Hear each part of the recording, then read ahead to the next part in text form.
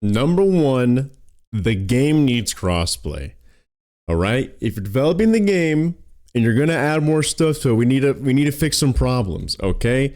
Number one, we need crossplay. Guilty Gear has it. Other games have it.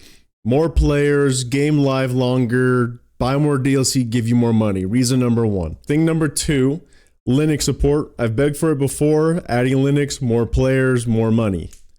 All right. Now, starting into the game, that was my cold open. Normally, I wouldn't think about anything like this for a game that's 8 years old, but because the game is now getting new content with a new character in next year, it means might as well fix some of the problems with the game. And here's my list of problems that I have. If there's anything I missed that you wish that I talked about, put it in the comments. I just want to curate a list of all the things. I think everything besides the first two things I said are really easy to fix. Actually, Linux should be really easy to fix, but the crossplay is probably the only thing that would take any time. All right. First thing is easy anti-cheat in general. No one likes it. It's a piece of shit. It's not even updated for the game. I don't even know why they bother, but I feel like it just is not good. First thing when you get into the game, you go to play online and they ask you if you want to play rollback or delay. This is a useless menu. This should be in the options as a default. You should be able to go in the options, click rollback or delay, and then not have to go through this menu every time. Now, on the topic of going through menus, not being able to choose lobby or region before going into online is insane to me. The fact that when you click this, you're automatically loaded into a lobby. And sometimes you load into a lobby and it's when you didn't choose and it says that the lobby is full and then they have to reconnect you again to another lobby. And look how long it takes to get in. Let's say you want to go into ring lobby so you can play with your friends. This is what me and my friend do. We go into ring lobby 1 on East Coast so we could play together. I'm having to do all this fucking loading just to get into the lobby. Or let's say you want to change your region. You know, you're on East Coast, you want to play on West Coast. I had to go through all of that just to either go click for a game or go to another lobby. Then you have to disconnect from the lobby. And then you get your region menu and then you get to pick. This to me is an insane waste of time. One, you should be able to click on this menu and region from the get-go. If not better, you should be able just to queue for games before going. You should be forced to go into a lobby. You shouldn't have to be forced to go into a lobby. You should be able, like in Guilty Gear, to go straight into practice mode, go straight into ranked mode, go straight into casual match. The lobby should be an optional feature. Another one is literally be able to do anything while queuing for a match. Oh man, I cannot stress this enough. There's nothing more annoying in this game than queuing for a match, and then you go to queue for a match, and then you press to go customize your Z card, matchmaking paused. Go to check any settings, matchmaking paused. Go to the training mode, matchmaking paused. Sitting in the training mode, matchmaking is still paused. It's what it just prompts you to just sit here and do nothing. I think really there's a lot of menus that you should still be searching for your match even while it queues. Next one, see if the opponent accepted the match. Oh, this one bothers me so much. You get a match found, right? And you can't see if the opponent accepted or not. And so if you click it might insta queue you because they already accepted. You might have to wait 30 seconds because they're not. Simple fix. And this ties into my next problem, which this might be my biggest problem besides the first two that I had on this list, is can't see any opponent information when finding a match. When you normally find a match in Dragon Ball FighterZ, this is what you're given. You don't know if they accept it or not. You can see their internet, but you don't have an exact number of what the hell yellow internet means. You know it means it's not that great, but you can't really quantify the instability with it. 2, all you see is a Zine Union. You don't know their name. You know, it's very vague. Here is my take on an improved match found menu. I know it doesn't look good. It looks like shit, but that's just because I cropped it together. I can imagine Arxis Bandai making a much cleaner version of this, but the point being is having more information. you should be able to see the person's name and online card, something like this, or the player match data should have their name, their square, their Z union, their rank, everything. Should have all that.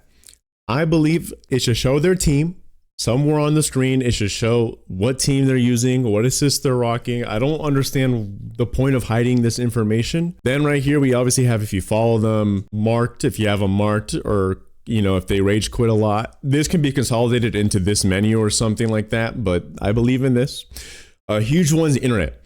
It should show the same internet ping and rollback frames as it does when you're in a match, because that would show the consistency of sometimes it's spiking. Sometimes the player has really good internet and then all of a sudden it drops. So you'd be able to see exactly how much ping, rollback, and the color diagnostic to know exactly what the Wi-Fi or Ethernet on this person is going to be. And then right below, I have a 1 out of 2 check mark. So this will let you know if they already accepted and they said yes, and then like, okay, cool. So then if I press accept, I'm going to get straight into the match, or if they didn't, you can press yes and then fiddle with something and then wait till you hear the sound that they join. This is my take at that menu. Another complaint I have, this one might be the most controversial, but it's very minor, is I think all cutscenes should require both parties to skip. I don't think one person should be able to skip the entire cutscene. I think most people skip cutscenes, so I think most of the time it would skip if you press yes, you wanted to skip. Most people like skipping them, but it's really annoying how this game has tons of cool cutscenes, dramatic finishes, outros, and you're forced to, and you're not able to watch them ever because everyone skips them. If I win, I want to see Broly going like this, okay? And so I think it should require both parties to press, X to skip. That one's the most controversial. I guess people not agreeing with that, but that's my take. All right. Another one is not being able to save replays outside of the match end screen. The match end screen is so easy to accidentally skip, and maybe I've done it before. I wanted to save a match and I accidentally skipped the prompt and I couldn't save it anymore. You go to the battle history and as I'm blind, there is no save replay in the battle history menu in the main lobby, which what's the point? I don't really care about seeing anything else but be able to replay the match. Next one, costumes/mods. If ArcSys isn't going to add costumes into the game and they're not going to put in the effort to do that, at least enable mods. But I think there should be costumes in the game. Like the only one we have is Videl for some reason. Videl has 2 versions of herself. A lot of people don't know, but you can pick Videl with her braids by holding left bumper while selecting her. I don't understand. I want Super Saiyan Gogeta, Super Saiyan Vegito, Scouter Vegeta, Scouter Bardock.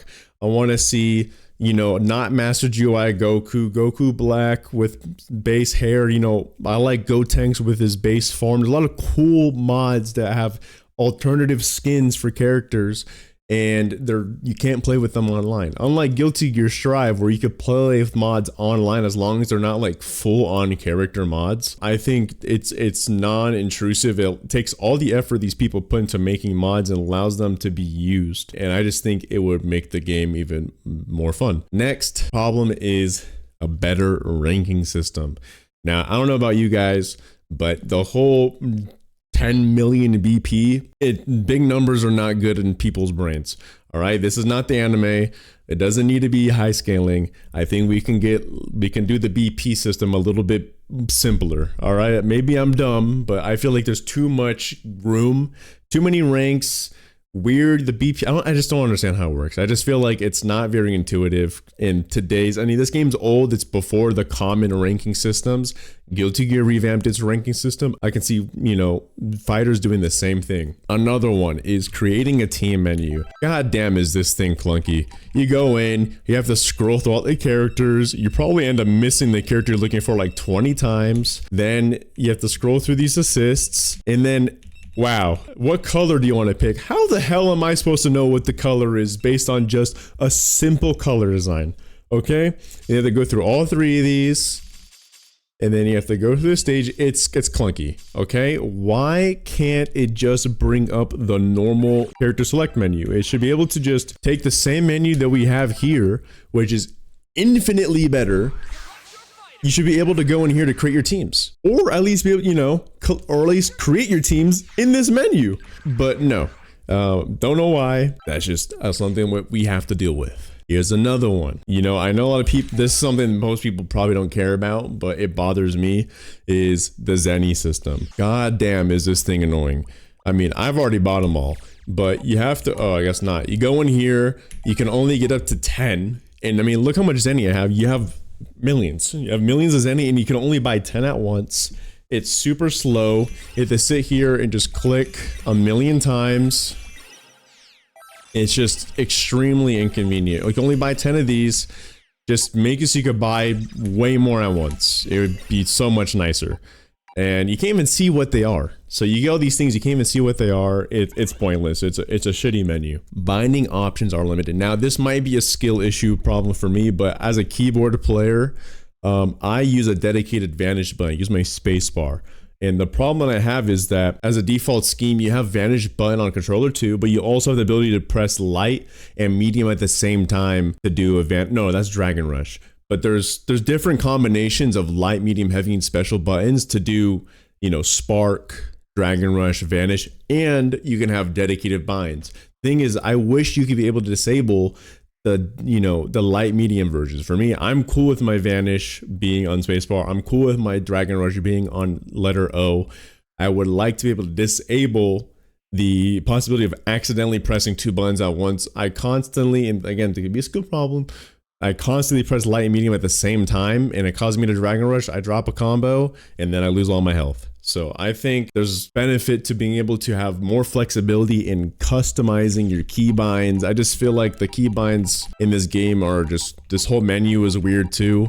And having to it won't let you rebind buttons if it's already binded. If I want to rebind down to S, or I mean down to D, the key has already been mapped. So I have to like press the backslash and then make this S, and then it's just extremely clunky. I don't know if it's the same on controller or not, but again, another like quality of life problem that makes it hard to get yourself in the game. And then lastly, I can't find a good way to show this in the game, but I bet you've all played the game know that sometimes when you do a 2H, you get that blue ring around your character to show that you hit an anti-air. This, I don't know if it's a feature or if it's a bug, but seeing that blue circle come out on a 2H and the enemy blocked always messes with my head.